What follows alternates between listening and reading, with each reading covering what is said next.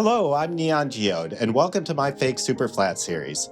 I had been planning to breed up some pigs, and I will still be doing that, but after looking at my eyesore of a house and getting completely sick of looking at it, to be honest, I decided it was about time for me to build an actual house. Now, I'm actually recording this voiceover after the fact. So Windows kind of screwed up some microphone settings on my computer, and none of my voiceover recorded, which wouldn't be so bad, except I have several hours of footage, and I was kind of counting on being able to say, like, oh, here's where I was talking, and that's where the actually interesting parts of the footage are. Now it's going to be really hard to dig those parts out, and I'm going to have to record a whole nother voiceover. But, yeah, that's what I'll be doing the next couple hours, and then we'll get right back into this after I've spliced up some footage, and I'll talk right over it. All right, so the good thing, though, is that I wasn't feeling all that chatty yesterday anyway. I was kind of tired, so it wasn't the most inspired commentary anyway, so you really didn't miss out on much. So you can kind of see here, my first wood in this challenge was using mangrove, so I wanted to use that as the primary wood for the house, even though collecting it is an absolute pain. So I spent about 2.5 hours here collecting wood, mostly because of these mangrove roots and cleaning up after that absolute mess. I did get a couple of wandering traders, so I got, well, I wasn't able to get the dark oak because I don't have 20 emeralds for the 4 saplings, but I was able to get a couple kinds of flowers, the eye blossoms. I was able to get acacia trees from a second trader and wildflowers. But you can see I was doing cherry wood too, so I got cherry wood from a wandering trader after the last episode. So that's what I'm using as an accent along with wool. Yeah, so you can see I'm back here. I got like, I don't know, 12 stacks of mangrove, 11 stacks, something like that. Absolutely ridiculous. But I'm using mangrove as like the support beams, using stripped logs as the support beams. So yeah, that's a choice I made. And that's why it took me 2.5 hours. Kind of regret it a little bit, but I just feel it needs to be mangrove because that was the first wood I got in this challenge.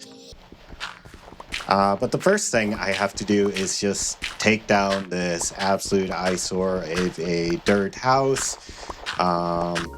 It didn't even serve me that well. I got into all sorts of trouble with the creepers, but, it is what it is.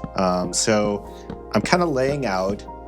Generally I don't like taking down old builds, but that's not worth keeping. But what I am doing to like pay homage to the original dirt house is to keep the L-shaped house. So I'm going to preserve that shape, and that's the way I'm going to pay homage to that original build in this challenge. And then I'm kind of laying out beams, using these as support beams. And what I'm kind of doing is using like an odd number grid. So kind of like a 5x5. So if you've ever seen the villager, the OG villager huts, they're always like this little 5x5 hut. What you can do is you can kind of expand that out and have kind of like an overlapping 5x5 grid for your entire house, and it's just an easy way to create a vanilla style building. I'm not going for anything too fancy here. I'm not doing like gradients and stuff. I'm not doing a lot with like depth. That's not really my thing. Like, I could get better at building houses, but it's not really my thing. That's not what I want to do. I'd rather go out and do stuff outside, or spend time with friends and family and doing, or learning and doing other builds and doing other projects in Minecraft. Like, I'd rather do all of those things. So I try to keep something like this simple, or else I'll just like, I don't know, dread doing it and never get something done. But you can kind of see now that it's kind of coming together here, you can see that pattern. You can kind of see within each one of those cells kind of the vanilla villager hut, even though I'm using different materials here and not the OG materials. Kind of doing this thing where it's like, okay, each one's a little 5x5 window and a window in the center. And yeah, I decided, hey, this is going to be a very, very red house. I'm doing red for the floors, red for the pillars, and then a little pink, a little cherry accent. I've never used these two wood types together, even though the red and the pink match so well together. So this is my first time trying that, and I'm kind of happy with how that ended up turning out. And then, yeah, even more red for the roof. That's why I needed 11 stacks of logs, plus doing the underside so I have a nice finished appearance from when I'm standing down here.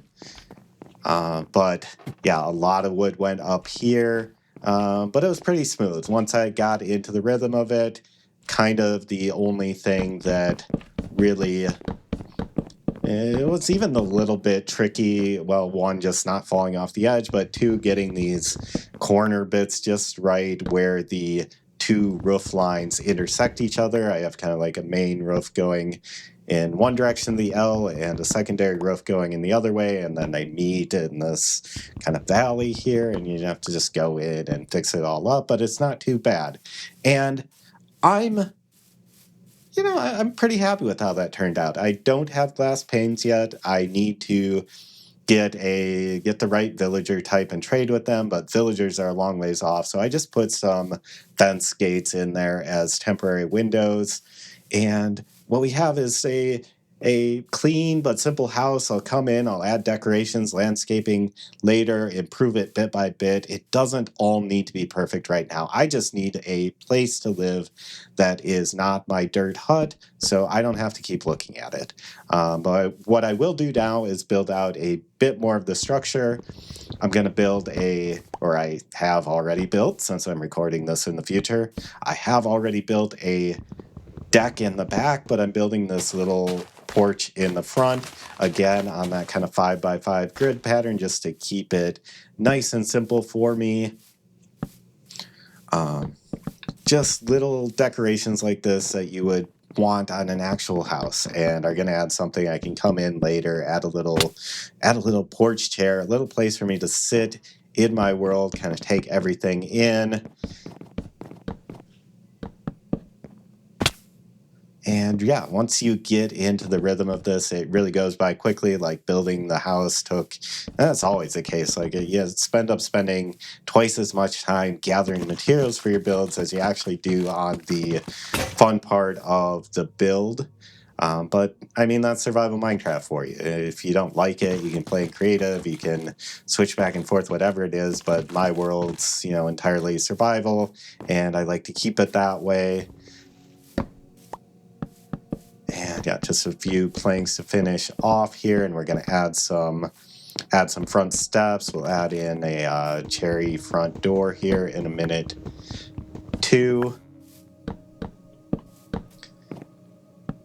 But all in all, yeah, like I'm pretty happy with this build. Like I'm never going to be the best at building. That's not what I'm aiming for, and I'm fine with that. If I can make something that's clean and isn't an eyesore, I'm perfectly happy with that for my world.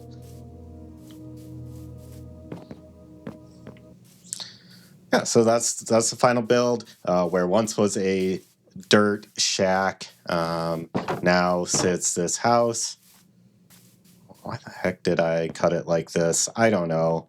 This is some sloppy editing, so you're just gonna have to put it up with it. But it's a nice view from back there, and you got the creeper face behind it.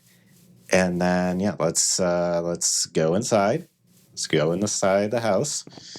And yeah, we got the floor down, got some temporary lighting in to keep mobs from spawning in and blowing up my brand new creation. I'll come back later, add a staircase to replace the ladder. We have a door there to a little deck above the porch, and then a balcony, and then we have the deck out the back. And yeah, that's the build. That's my house. I'm happy to have it, and thank you for watching. Oh, I think I'm saying here, that's where I'm going to put my bedroom. That's going to be my bedroom. This is kind of hard to narrate over after the fact. Yeah, that's Windows for you. Just uninstalling my mic, reinstalling it as a different mic, and OBS Studio didn't know about it. Great. But thanks for watching, and we will see you in the next video.